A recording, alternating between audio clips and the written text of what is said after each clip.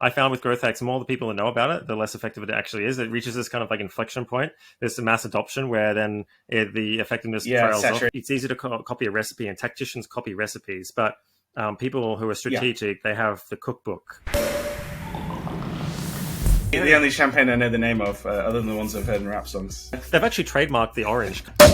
Woo! Oh, cheers. Yeah. Even if you do manage to make a perfect copy and it somehow works, if you're just copying someone else in the market, you're not really differentiating. You know, the only way to really make a profit is if you have some monopoly power. If you're just copying someone, how are you going to have charging power, right?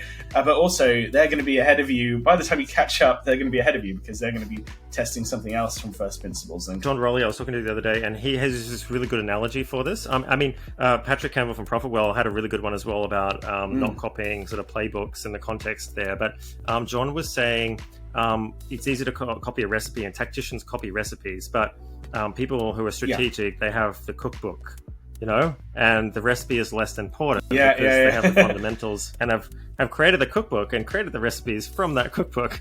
So, you know, they have a wide perspective, and I think it's really interesting.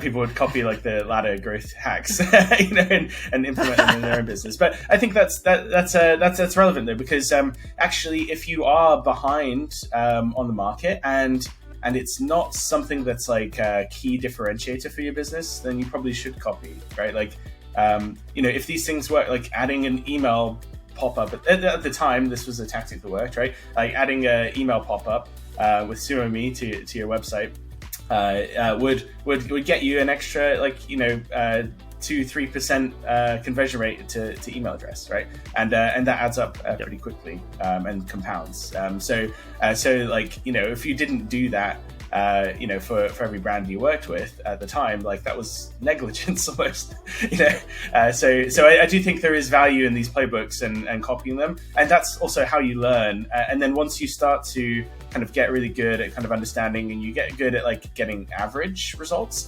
then I think that's when you start to, you know, make your own recipes and test things that, you know, other people haven't tested, and kind of have that kind of secret domain knowledge that you know, gets you growth.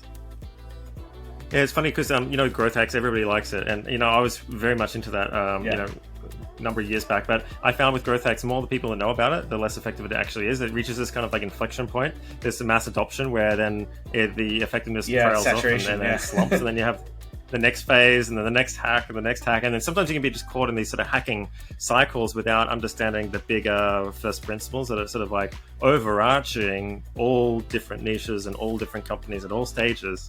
And that's kind of what I've learned, I suppose, and that's what I would call the cookbook, but I don't know.